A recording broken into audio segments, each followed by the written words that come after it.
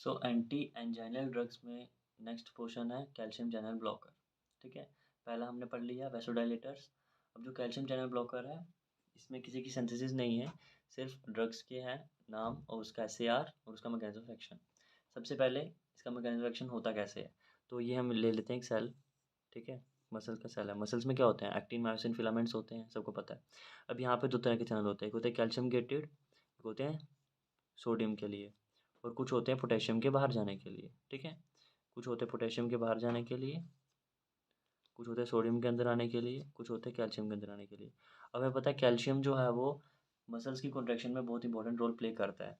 तो ये जो कैल्शियम चैनल के ब्लॉकर्स होते हैं, ये सीधा यहाँ पे कैल्शियम चैनल्स के ऊपर अटैक करते हैं और कैल्शियम चैनल्स को ब्लॉक कर देते हैं। अब कैल्शियम का क्या काम होता है, कैल्शियम जब अंदर जाता है तो हमारा सार्कोप्लाज्म रेटिकुलम, ठीक है, जो एंडोप्लाज्मिक रेटिकुलम होता है जैसे सेल में, वैसे ही मसल्स के सेल्स को सार्कोप्लाज्मिक रेटिकुलम बोलते हैं। तो ये सार्कोप्लाज्मिक रेटिकुलम जैसे ही कैल्शियम अंदर जाएगा, तो ये और कैल्शियम, जो कैल्शियम है उनको बाइंड करता है एक्टिन मायोसिन फिलामेंट्स के साथ। लाइक ये मान लेते हैं एक्टिन है और दिस वन इज मायोसिन। तो जब ये कैल्शियम इनके साथ बाइंड होगा तो मसल्स कॉन्ट्रैक्ट होंगी। कॉन्ट्रैक्ट होने पे इस कैल्शियम की वजह से मसल्स कॉन्ट्रैक्ट हुई हैं। ठीक है, कॉन्ट्रैक्ट होगी तो वासो कंस्ट्रक्शन होगा। अब हम क्या करेंगे, इस कैल्शियम चैनल को ब्लॉक कर देंगे। तो सार्कोप्लाज्मिक रेटिकुलम में ये जो है वो इसकी वजह से कैल्शियम जो है वो यहाँ पे इसके साथ बाइंड नहीं हो पाएगा। तो जो मायोसिन एक्टिन फिलामेंट्स हैं वो एक दूसरे के ऊपर स्लाइड नहीं करेंगे। ठीक है, जो मसल्स में प्रेजेंट है, तो कॉन्ट्रैक्शन नहीं होगी, जिसकी वजह से क्या होगा, ब्लड वेसल्स डायलेट कर जाएंगी। दूसरा, हार्ट रेट कम हो जाएगा। तीसरा, वर्कलोड भी कम हो जाएगा हार्ट के ऊपर। उसके बाद ऑक्सीजन की डिमांड कम हो जाएगी। ठीक है, क्योंकि हमारा क्या काम है, एंजाइना को प्रिवेंट करना, और यही ड्रग्स हाइपरटेंशन में भी हम यूज़ कर सकते हैं। सो अब इसकी categories. So calcium channel blocker के अंदर हमारे पास 3 कैटेगरी हैं। तो सबसे पहले वाली, मतलब ये सबसे इम्पोर्टेंट है इसलिए हम इसको सबसे पहले पढ़ेंगे, और इसका एसएआर भी आता है। तो इसमें है डाईहाइड्रोपाइरिडीन्स। ठीक है, डाईहाइड्रोपाइरिडीन्स, पैरिडीन का स्ट्रक्चर सबको पता है। पैरिडीन कैसे होती है, एक नाइट्रोजन और बेंजीन रिंग, एक बेंजीन रिंग में एक नाइट्रोजन कार्बन जो है नाइट्रोजन से रिप्लेस हो जाता है, और यहाँ पे हमारा कोई ग्रुप अटैच होगा। तो ये फर्स्ट और फोर्थ पोजीशन हाइड्रोजन के साथ हो गई। ठीक है, यहाँ पे कोई ग्रुप लग गया इसलिए हो गया डाईहाइड्रो, और बाकी ये दो यहाँ पे डबल बॉन्ड आएंगे। अब यहाँ पे जो ग्रुप है वो मैक्सिमम फिनाइल रिंग होती है। ठीक है, और ये सब्स्टिट्यूटेड होती है, एरोमेटिक है, और यहाँ पे सब्स्टिट्यूशन होगा। इसका एससीआर क्या है, यहाँ पे जो एनएच है वो सेम ही रहना चाहिए। यहाँ पे जो सेकंड पोजीशन पे है वो इथाइल ग्रुप होता है यहाँ पे, और यहाँ पे एस्टर ग्रुप होता है। लाइक मान लो COOR,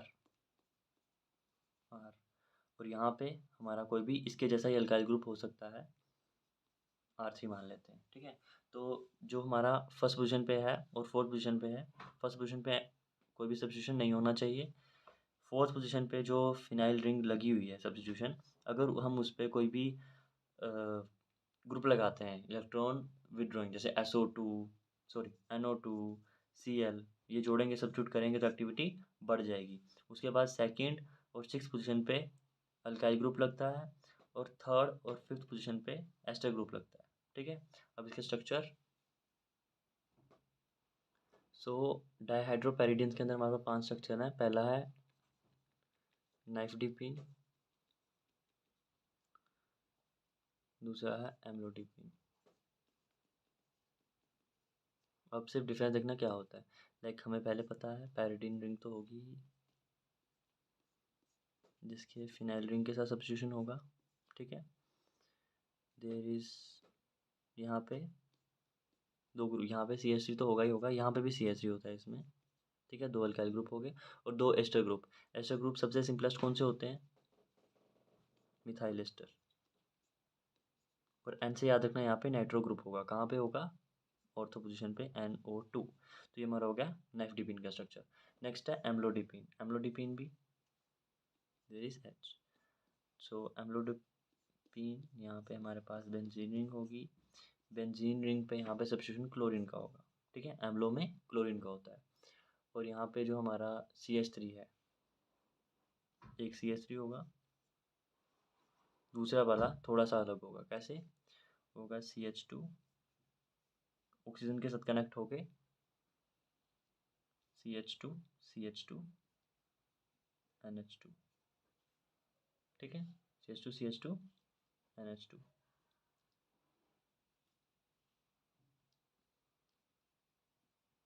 यहाँ पे एस्टर, अब एस्टर सिंपलेस्ट नहीं होगा, थोड़ा सा COO CH2 CH3 और इस तरफ COO CH3।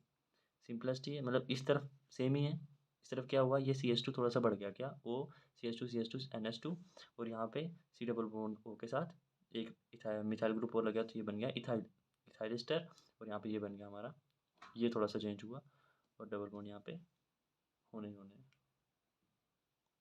नेक्स्ट है फिलोडिपीन, तो इसको भी नाइफ्डिपीन के साथ ही कंपेयर करके पढ़ेंगे। तो ये जो नाइफ्डिपीन है बिल्कुल सेम ही रहेगा, बस यहाँ पे एस्टर ग्रुप की जगह नया ग्रुप आने वाला है। यहाँ पे सेम CH3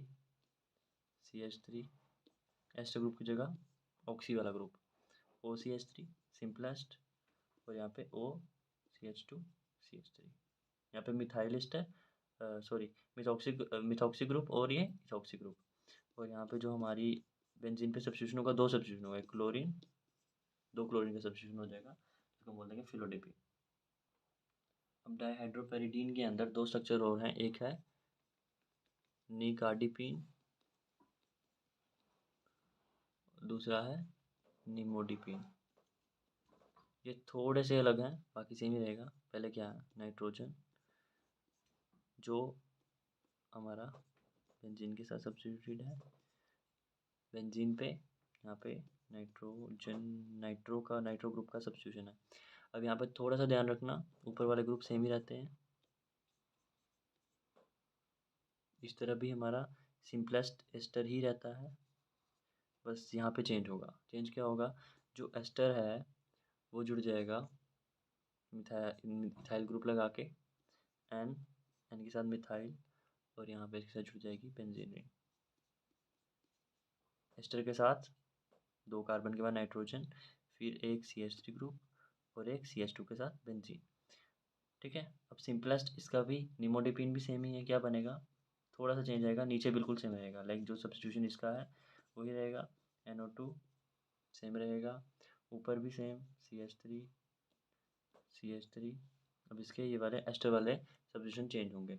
एक सब्स्टिट्यूशन रहेगा COO जो हो जाएगा इथाइल के थ्रू OCH3 तक, ठीक है, दो ग्रुप लगाकर, दो कार्बन लगाकर OCH3 मतलब मिथॉक्सी, और यहाँ पे जो रहेगा वो हो जाएगा C डबल बॉन्ड O के साथ CH, जिसके साथ दो ग्रुप अटैच होंगे।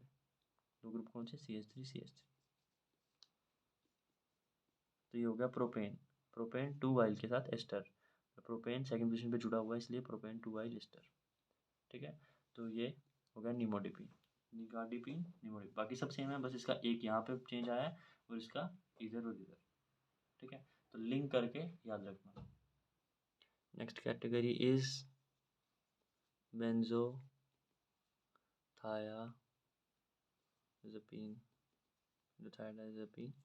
अब बेंजीन रिंग के साथ थायोडाइज़ेपिन, तो यहाँ पे नाइट्रोजन, यहाँ पे सल्फर, जो सल्फर जुड़ा है आगे, लेकिन हमने यहाँ पे देखा था यहाँ पे डबल बॉन्ड होता है, यहाँ पे कुछ सब्स्टिट्यूशन होता है, ठीक है। और यहाँ पे मैक्सिमम टाइम एक बेंजीन रिंग होगी, इधर सल्फर नाइट्रोजन के अगले वाला डबल बॉन्ड और सल्फर के अगले वाला ये एक रिंग, तो ये बेंजीन रिंग है जो जुड़ी है OCH3 के साथ, ठीक है। ये वाली जुड़ी है C double bond O, again OCH3, C double bond O ketone group, OCH3 methoxy group, ठीक है।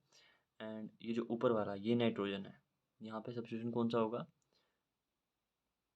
यहाँ पे होगा हमारा एक ये कार्बन, दूसरा ये कार्बन, 1 2 दो कार्बन के बाद नाइट्रोजन जो दो कार्बन के बाद आगे और जुड़ा हुआ है, तो यहाँ पे क्या होगा CH2 एंड CH3।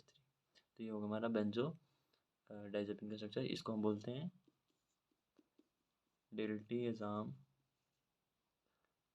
हाइड्रोक्लोराइड, तो ये डॉट HCl के साथ होता है, ठीक है। और ये हमारी बेंजीन रिंग है। Next is phenyl alkyl amines. ये सबसे मुश्किल है, इसलिए हम इसको 3rd नंबर पढ़ रहे हैं। जैसे फर्स्ट कैटेगरी यही आती है। तो ये हमारा विरामिल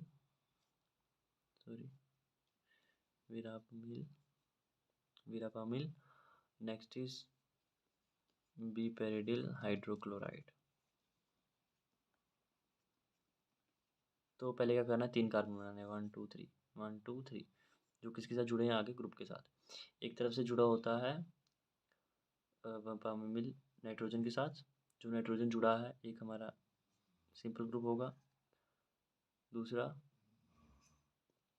2 कार्बन 1 2 एंड बेंजीन के साथ, और बेंजीन के ऊपर OCH3 ग्रुप लगे होंगे, ठीक है। 1 2 3 नाइट्रोजन, 3 कार्बन इधर, 2 कार्बन इधर, 1 इधर, ठीक है। अब ये वाला यहाँ पे थोड़ा सा मसला होगा, 1 2 3, ये जो है दिस कार्बन इस 3rd पोजीशन पे 1 2 3 एक CN जुड़ा है, एक बेंजीन रिंग जुड़ी है, जो बिल्कुल डिटो इसको कॉपी करेगी। कैसे? OCH3 OCH3, और जो 3rd वाला है वो होगा CH3, ठीक है। मतलब जो इसका 3rd वाला कार्बन था 1 2 3, वो जुड़ा CH के साथ, CH3, और ये वाला एक CN के साथ, एक बेंजीन रिंग जो बिल्कुल इसको कॉपी कर रही है। अगला स्ट्रक्चर, इसमें भी 3 कार्बन बनाएंगे जैसे उसमें बनाए थे, थोड़ा सा मुश्किल है। तो ये 3 कार्बन बनाए, ये जुड़ा है O के साथ और ये जुड़ा है N के साथ, ठीक है। जो N वाला है, एक तो वो सीधा बेंजीन रिंग के साथ जुड़ गया है, और एक CH2 के साथ बेंजीन रिंग के साथ जुड़ गया है। This is benzyl, this is phenyl, ठीक है। बेंजाइल मतलब CH2 के साथ जुड़े तो बेंजाइल हो जाता है। अब जो इसका ये वाला ऑक्सी वाला पार्ट है, ये भी आगे 3 कार्बन 1 2 3, और यहाँ से CH3 निकला हुआ है। जो बीच वाला कार्बन ये तो रह गया, इसको भी चाहिए कुछ, तो ये जुड़ जाएगा N के साथ और पायरोल बना देगा, लेकिन इस पर कोई भी डबल बॉन्ड नहीं होगा, तो हो जाएगा पायरोलिडीन, ठीक है। तो ये हो गया बाइपिरिडिल हाइड्रोक्लोराइड का स्ट्रक्चर। अभी किसके साथ होगा, HCl के साथ होगा, और रहेगा वर्पामिल का स्ट्रक्चर, ठीक है। तो यहाँ पे क्या था, 3 कार्बन बनाने हैं, 4 बना सकते हैं। तीसरे पे सब्स्टिट्यूशन है, ये याद रखना। कौन कौन सब्स्टिट्यूशन है, CN और एक बेंजीन रिंग जो बिल्कुल सेम होगी। यहाँ से 2 कार्बन चल के बेंजीन रिंग CH3, और जो चौथा कार्बन है उसके ऊपर 2 CH3। यहाँ पे 1 2 3 4 5, फिर ये सब्स्टिट्यूशन याद रखना, थोड़ा हो जाएगा। 3 के 3 कार्बन रिलेट करके पढ़ेंगे तो ज़्यादा ईजी हो जाएगा। इसमें कोई भी सिंथेसिस नहीं है। सो कैल्शियम चैनल ब्लॉकर के ये सेक्शन है। कौन कौन सा, फिनाइल अल्काइल अमीन्स, बेंजोथाइडजोपीन्स, और last one is dihydropyridines. So structure relate करके जल्दी से याद हो जाएगा।